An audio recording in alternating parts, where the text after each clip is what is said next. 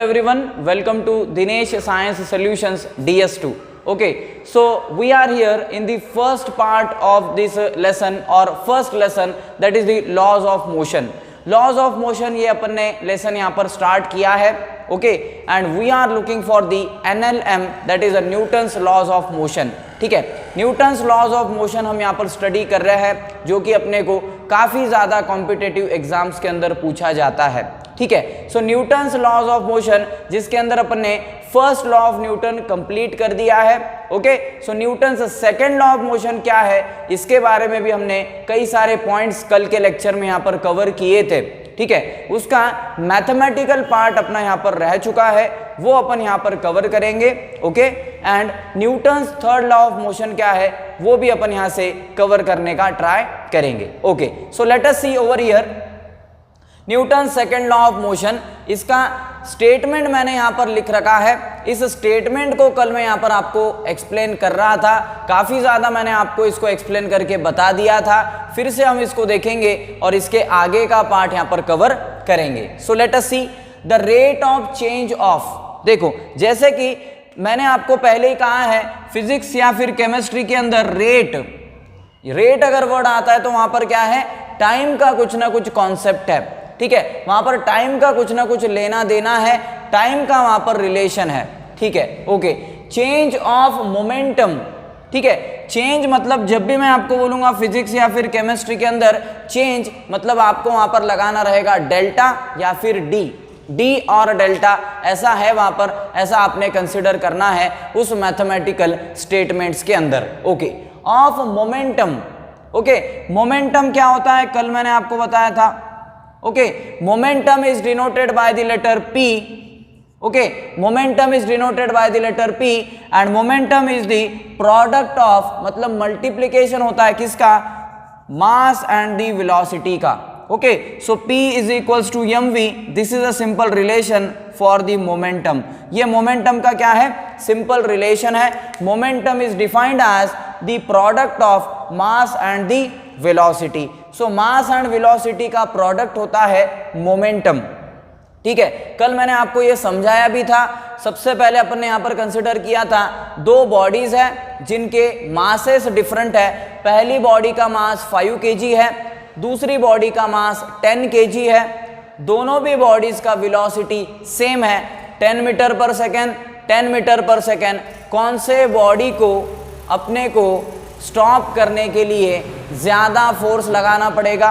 Of course जिसका मास ज़्यादा रहेगा. ठीक है, जिसका मास ज़्यादा है 10 kg, जिस बॉडी का मास है उसको अपने को स्टॉप करने के लिए ज़्यादा फोर्स अप्लाई करना पड़ेगा. ठीक है, दूसरे केस में हमने एग्जांपल लिया था वेलोसिटी का. इस केस में मासेस सेम है, दोनों बॉडीज़ का मास सपोज 5 kg है. पहले बॉडी का वेलोसिटी 10 मीटर पर सेकेंड है, दूसरे बॉडी का वेलोसिटी 5 मीटर पर सेकेंड है. ठीक है, तो कौन से बॉडी को स्टॉप करने के लिए ज़्यादा फोर्स अपने को यहाँ पर लगाना पड़ेगा? ऑफ कोर्स जिसका वेलोसिटी ज़्यादा है उसके ऊपर आपको यहाँ पर ज़्यादा अमाउंट के अंदर फोर्स अप्लाई करना होगा. ठीक है, सो मास ज़्यादा तो फोर्स लगाना पड़ेगा ज़्यादा, वेलोसिटी ज़्यादा तो वहाँ पर भी आपको फोर्स ज़्यादा अप्लाई करना पड़ने वाला है. ठीक है, ये अपन ने देखा. ठीक है, मतलब यहाँ पर मोमेंटम आ गया, मतलब m एंड v दोनों भी आ गया. फिर ये रेट कहाँ से आया, ये आपके माइंड में क्वेश्चन होगा. इसका लॉ ऐसा क्यों नहीं है, the change of momentum, rate क्यों है यहाँ पर?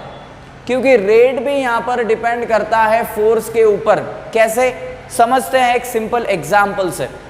देखो, आपके पास में एक कार है. ठीक है, उस कार की बैटरी डाउन हो चुकी है. ठीक है, उस कार की बैटरी डाउन हो चुकी है, उसके अंदर स्टार्टअप करने के लिए कोई भी टाइप की एनर्जी वहाँ पर नहीं है. ठीक है, आपको क्या करना होगा, कार से बाहर उतरना होगा और कार को आपको पुश करना होगा फॉरवर्ड डायरेक्शन के अंदर. ठीक है, अब दो पर्सन्स हैं, वो क्या कर रहे हैं, कार को फॉरवर्ड डायरेक्शन के अंदर क्या कर रहे हैं, पुश कर रहे हैं. अब दो पर्सन्स फॉरवर्ड डायरेक्शन में कार को पुश करेंगे. एट लास्ट स्टार्ट करेंगे सबसे पहले 0 सेकेंड से, सो 0 सेकेंड्स पे हम अगर कार का रीडिंग देखते हैं तो 0 मीटर पर सेकेंड रहेगा, ठीक है। उसके बाद 1 सेकेंड होगा, 2 सेकेंड होगा, 3 सेकेंड होगा, और वो पर्सन क्या करेगा, उस कार को पुश करने वाला है फॉरवर्ड डायरेक्शन के अंदर, ठीक है। अगर मैं आपको पूछता हूं 5 सेकेंड्स के बाद कार का जो वेलोसिटी है क्या वो 0 ही रहेगा क्या? नहीं, तो उसका आंसर नहीं है, कुछ ना कुछ उसका वेलोसिटी रहेगा, 2 मीटर पर सेकेंड, 3 मीटर पर सेकेंड, कुछ ना कुछ वैल्यू रहेगा। अगर मैं आपको पूछूं अब उस कार का वेलोसिटी 30 सेकेंड्स के बाद क्या 2 मीटर पर सेकेंड रहेगा क्या? नहीं, वो ऑफकोर्स क्या होने वाला है, बढ़ने वाला है, वो 20 मीटर पर सेकेंड या फिर 20 to 25 मीटर पर सेकेंड हो जाएगा, ठीक है। अगर मैं आपको कहता हूं 1 मिनट तक हम क्या कर रहे हैं, कार को कंटिन्यूअसली पुश कर रहे हैं, तब उसका वेलोसिटी क्या 20 मीटर पर सेकेंड ही रहेगा क्या? नहीं, ऑफ कोर्स वो वहां पर क्या होने वाला है, बढ़ने वाला है। मतलब जैसे टाइम बढ़ने वाला है, वेलोसिटी भी क्या हो रहा है, इंक्रीज हो रहा है, बढ़ रहा है, ठीक है। जैसे यहाँ पर टाइम बढ़ने वाला है वैसा मेरा वेलोसिटी भी इंक्रीज हो रहा है। इसके लिए रेट, ये पैरामीटर भी यहाँ पर कंटिन्यूअस अपने को कंसिडर करना जरूरी है, ठीक है। इसके लिए यहाँ पर रेट ये वर्ड आया है कि टाइम भी यहाँ पर इंपॉर्टेंट रहेगा वेलोसिटी के रिस्पेक्ट के अंदर, ठीक है। इसके लिए न्यूटन्स सेकंड लॉ के अंदर ये रेट, ये वर्ड यहाँ पर यूज किया है, okay. So the rate of change of momentum is directly proportional to the applied force and in the direction of motion, ठीक है। देखो फिर से देखते हैं, चेंज ऑफ मोमेंटम जो रहेगा वो डायरेक्टली प्रोपोर्शनल होने वाला है। डायरेक्टली प्रोपोर्शनल मतलब एक क्वांटिटी बढ़ेगी तो दूसरी भी बढ़ेगी, एक क्वांटिटी कम होगी तो दूसरी भी क्वांटिटी कम होने वाली है इनवर्स प्रोपोर्शनल के अंदर, ठीक है। लेकिन ये डायरेक्ट है, ठीक है। सो डायरेक्ट के अंदर सेम चलता है। सो टू दी किससे डायरेक्टली प्रोपोर्शनल रहने वाला है, ये अप्लाइड फोर्स से, मतलब फोर्स से ये डायरेक्टली प्रोपोर्शनल होने वाला है। कल मैंने क्या लिखा था, force is directly proportional to the change in momentum, एक ही बात है। एक तो change in momentum is directly proportional to the force, same है। Force is directly proportional to the change in momentum, ये भी सेम है। चलो अब इसी स्टेटमेंट को मैं मैथमेटिकल फॉर्म के अंदर लिख देता हूं। चलो कैसे लिखेंगे, suppose I will taken here that is a force is directly proportional to the, force किससे डायरेक्टली प्रोपोर्शनल रहेगा, चेंज इन मोमेंटम से, ओके। सो चेंज के लिए क्या यूज करना है, डेल्टा यूज करो या फिर डी यूज करो। सो मैंने डेल्टा यूज कर दिया चेंज की जगह के ऊपर। मोमेंटम को किससे रिप्रेजेंट करते हैं, पी से रिप्रेजेंट करते हैं। So P delta P divided by, okay, time है, द रेट मतलब क्या, टाइम है, तो मैं यहां पर ले लूंगा चेंज इन टाइम है, यहाँ पर रेट ऑफ चेंज मतलब टाइम भी आपको लेना है, उसके पहले भी आपको यहाँ पर डेल्टा लगाना है, change, okay. So this is nothing but the mathematical statement of the Newton's second law of motion, ठीक है। So Newton second law of motion का ये क्या है, मैथमेटिकल स्टेटमेंट है, और अपने को इसका मैथमेटिकल स्टेटमेंट ही या फिर मैथमेटिकल अजम्पशंस ही अपने को यहाँ पर आगे बढ़ाना है, देखना है। थ्योरेटिकल पार्ट पूरा अपन ने इसका यहाँ पर कल के लेक्चर में कंप्लीट कर लिया था। चलो अब ये F proportional to delta P divided by delta T है, okay.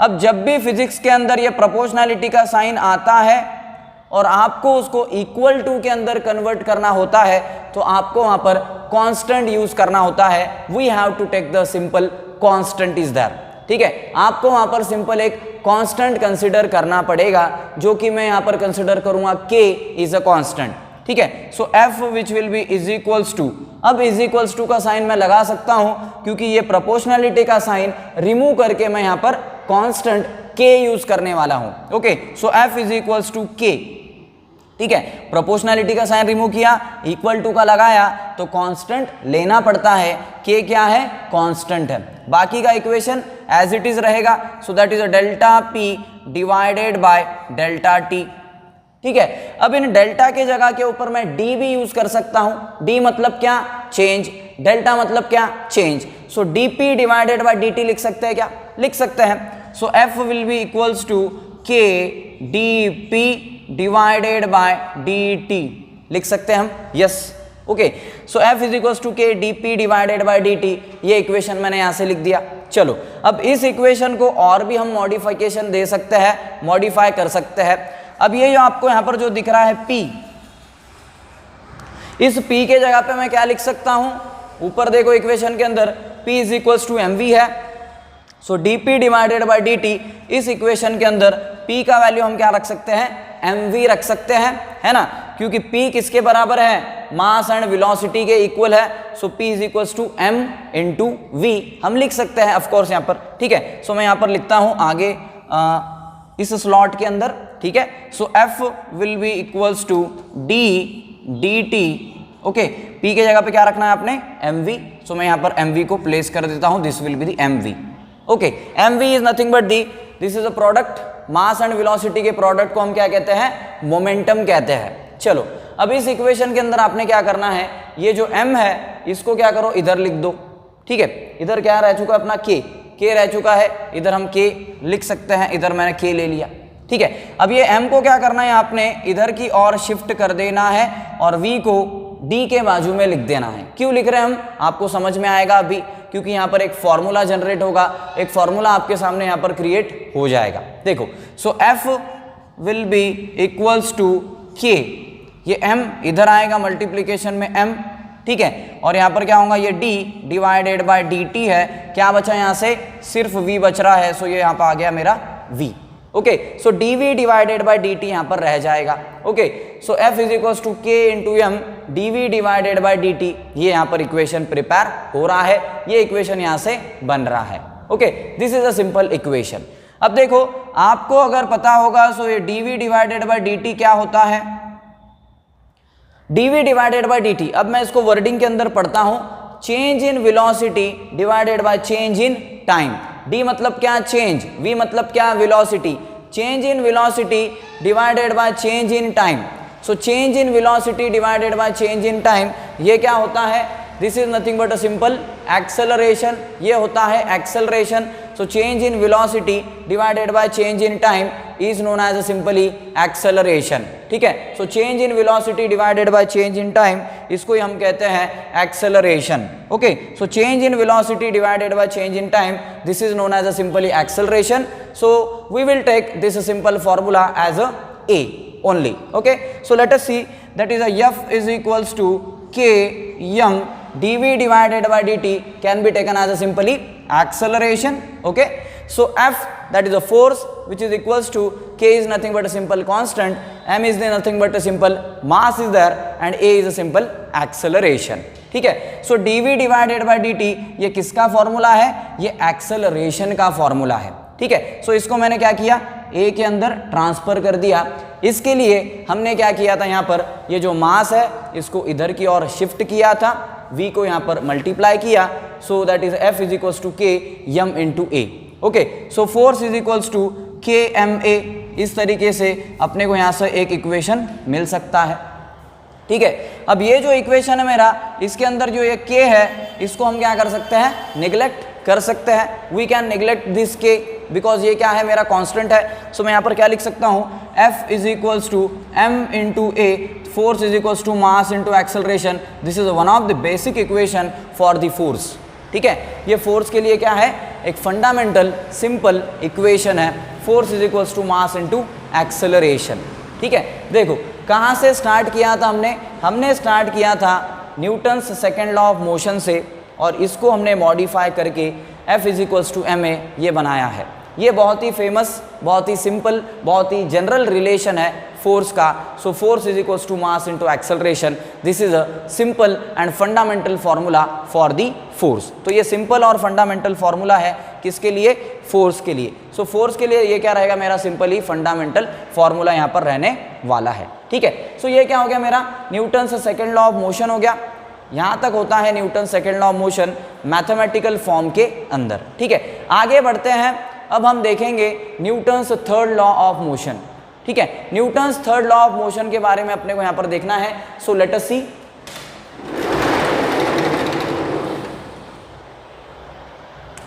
Third, that is the Newton's third law of motion. Okay, so Newton's third law of motion ये अपने को यहाँ से स्टडी करना है, ठीक है। फर्स्ट लॉ कंप्लीट हो चुका है, सेकेंड लॉ भी कंप्लीट हो चुका है, third and the last law, that is Newton's third law of motion. ठीक है, पहले सबसे पहले इसका हम स्टेटमेंट लिख देते हैं। ठीक है, इसका स्टेटमेंट है to every action there is an equal and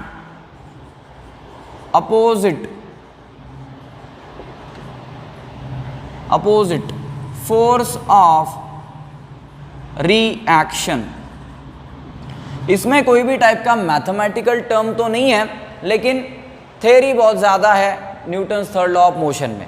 theory ज़्यादा है मतलब एग्जाम्पल्स अगर ज़्यादा लेंगे तो थ्योरी बढ़ जाएंगी। देखो क्या है इसका स्टेटमेंट, समझते हैं। टू एवरी एक्शन, हर एक एक्शन का क्या होता है, there is an equal, equal होता है, इक्वल होता है। क्या इक्वल होता है, इक्वल होता है एंड अपोजिट होता है। Okay, to every action there is an equal and opposite, equal होता है अपोजिट होता है क्या, फोर्स ऑफ रिएक्शन। ठीक है, हर एक एक्शन का इक्वल एंड अपोजिट होता है क्या, रिएक्शन। हर एक एक्शन का इक्वल एंड अपोजिट होता है फोर्स ऑफ रिएक्शन। अब मैं कई सारे एग्जांपल्स आपके साथ में यहाँ पर डिस्कस करूंगा, तब आपको ये जो स्टेटमेंट है बहुत ही इजी लगने लगेगा, बहुत ही सिंपल लगने लगेगा। चलो, इसके पहले कुछ Newton's third law of motion के अंदर और भी एडिशनल चीजें हैं, वो हम यहाँ पर देख लेते हैं। Okay, when force is applied on a body, that body, when a force is applied on a body, that body also exerts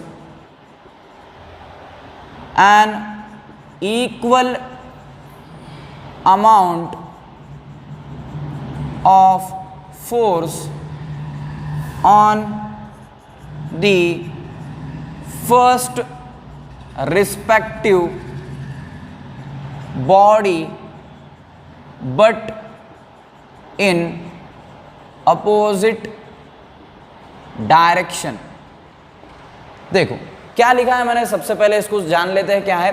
when force is applied on a body, जब भी आप कोई भी बॉडी के ऊपर क्या करने वाले हो, फोर्स अप्लाई करने वाले हो, तब क्या होगा, that body also exerts, वो जो बॉडी रहेगी वो एक्सर्ट करने वाली है equal amount of force, equal amount of force किसके ऊपर, फर्स्ट रिस्पेक्टिव बॉडी के ऊपर। ठीक है, मतलब जो बॉडी के ऊपर आप फोर्स अप्लाई करने वाले हो वो अनदर बॉडी क्या करेंगी, उस बॉडी के ऊपर फोर्स अप्लाई करेंगी जो कि इक्वल रहेगा एंड इन अपोजिट डायरेक्शन रहेगा। ठीक है, वो जो फोर्स रहने वाला है वो इक्वल रहने वाला है और डायरेक्शन क्या रहेगा उस फोर्स का, अपोजिट कंसीडर किया जाएगा। चलो सिंपल एग्जांपल मैं आपके सामने लिखता हूं। Throwing of A ball on the wall. देखो कोई भी एक बॉल है, रबर बॉल है, टेनिस बॉल है, उसको हम क्या करते हैं, वॉल के ऊपर थ्रो करते हैं। ठीक है, ये पहला एग्जाम्पल है, इसके ऊपर डिस्कशन करेंगे। अगर एक मेरे पास में रबर बॉल है, मैं उसको क्या करता हूँ, वॉल के ऊपर फेंक रहा हूँ, थ्रो कर रहा हूँ। ठीक है, सो सबसे पहले मैं क्या कर रहा हूँ, बॉल के ऊपर फोर्स लगा रहा हूँ। ठीक है, सबसे पहले हम क्या कर रहे हैं, यहाँ पर बॉल के ऊपर फोर्स अप्लाई कर रहे हैं। हम खुद से क्या कर रहे हैं, बॉल के ऊपर फोर्स अप्लाई कर रहे हैं। ठीक है, फिर बॉल वॉल के ऊपर जाएगा, वॉल के ऊपर टच होने वाला है और वॉल के बाहर निकल जाएगा क्या बॉल, नहीं, वो फिर से आने वाला है, अपने पास ही आने वाला है ना। बॉल को हम फोर्स लगाएंगे, बॉल फिर से उसी फोर्स से अपने पास आता है।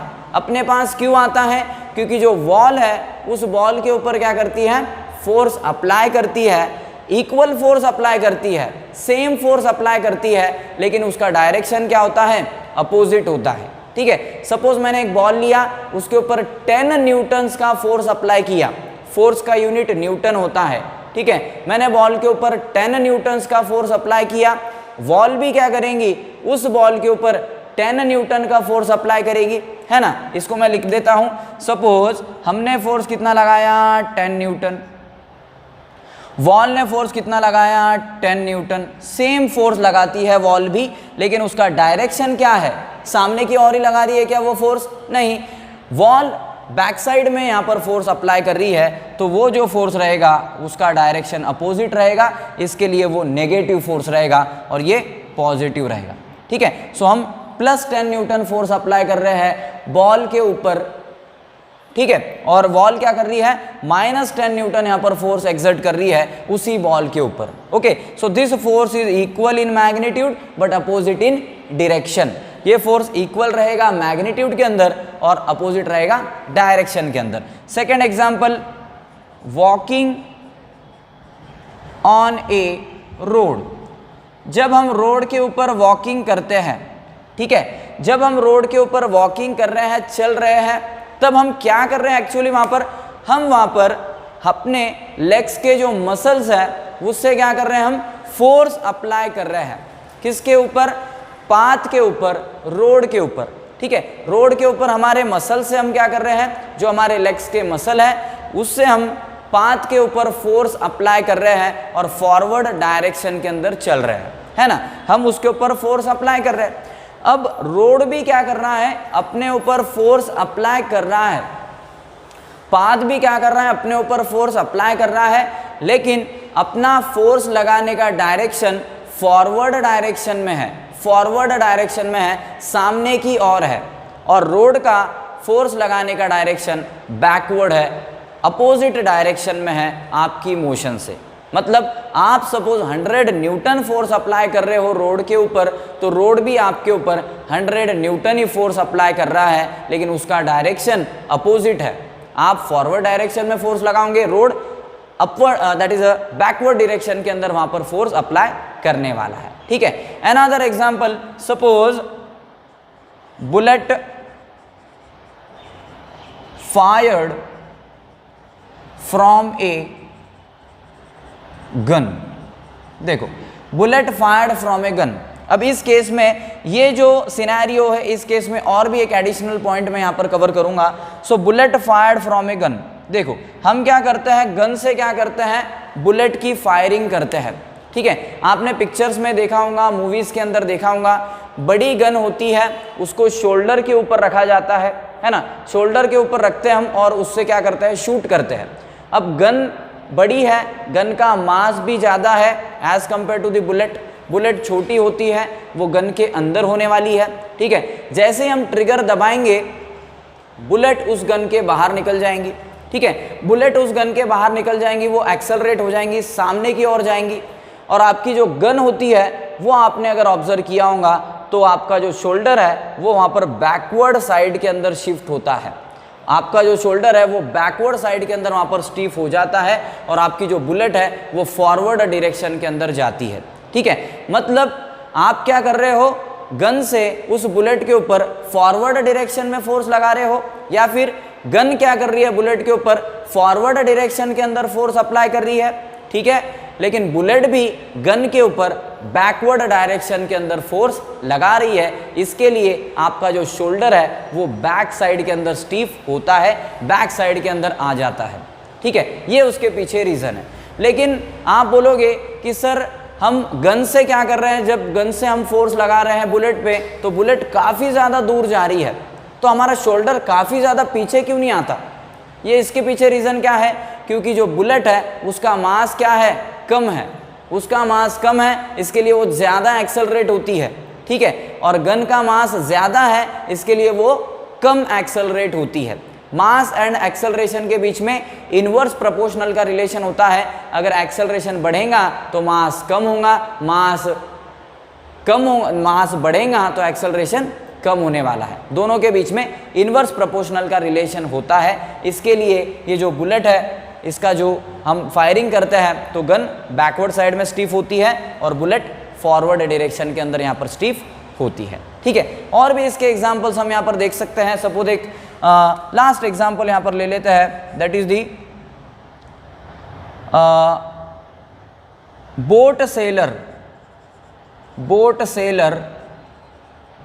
Boat sellers forward motion. ठीक है, forward motion of the boat sellers, ठीक है, मतलब जो नाव चलाने वाला बंदा होता है उसको बोट सेलर कहा जाता है। सपोज आप ऐसा कंसिडर करो, मैं सी के अंदर खड़ा हूं, ठीक है, सी के अंदर मैं खड़ा हूं, उसके अंदर क्या है, मेरी बोट है, ठीक है, उसके अंदर बोट है, और मेरा जो प्लेटफॉर्म है वो फॉरवर्ड डायरेक्शन में सामने ही है, बिल्कुल सामने है, ठीक है।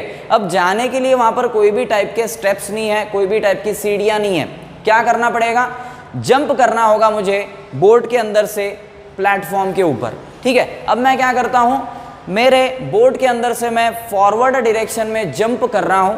अब मैंने जंप कर ली, जंप करने के बाद जब हम जंप करेंगे तो मैं क्या करूंगा, मेरे फीट से, मेरे लेग से उस बोट के ऊपर फोर्स अप्लाई करूंगा, है ना, उस बोट के ऊपर फोर्स अप्लाई करूंगा तभी मैं आगे जा सकूंगा, है ना। फोर्स अप्लाई करेंगे और बोट के ऊपर जब आप फोर्स अप्लाई करेंगे तो उसका डायरेक्शन क्या होगा, आपका डायरेक्शन तो सामने की ओर होगा, आप सामने जाने वाले हो। मैं क्या होऊंगा, जब जंप करूंगा तो प्लेटफॉर्म पे जाकर के पहुंच जाऊंगा, और वो जो बोट है वो बोट किधर जाएंगी, वो बोट बैकवर्ड साइड में चली जाएंगी। जैसे हम जंप करेंगे बोट पीछे जाएंगी और आप फॉरवर्ड जाने वाले हो। मतलब क्या हुआ, मतलब आपने क्या किया, बोट के ऊपर फॉरवर्ड डायरेक्शन में फोर्स लगाया आगे जाने के लिए, है ना, और बोट ने क्या किया, फोर्स लगाया बैकवर्ड में जाने के लिए, ठीक है। या फिर आपके बॉडी ने वहां पर फोर्स लगाया बोट के ऊपर और बोट का डायरेक्शन बैकवर्ड साइड में आ गया, बोट बैक साइड में यहाँ पर स्टिफ हो गई और आपकी बॉडी फॉरवर्ड डायरेक्शन में यहाँ पर चली गई, ठीक है। So these are the examples. So in this way we have completed the Newton's laws of motion. Newton's laws of motion अपन ने यहाँ से कंप्लीट कर लिए हैं। Newton's first law of motion, Newton's second law of motion and the Newton's third law of motion. Okay, in the next lecture we will study about the conservation of momentum. Momentum का conservation क्या होता है ये हम यहाँ पर next lecture के अंदर स्टडी करेंगे। Okay, so today we shall stop over here and next part will continue in next lecture. Thank you very much.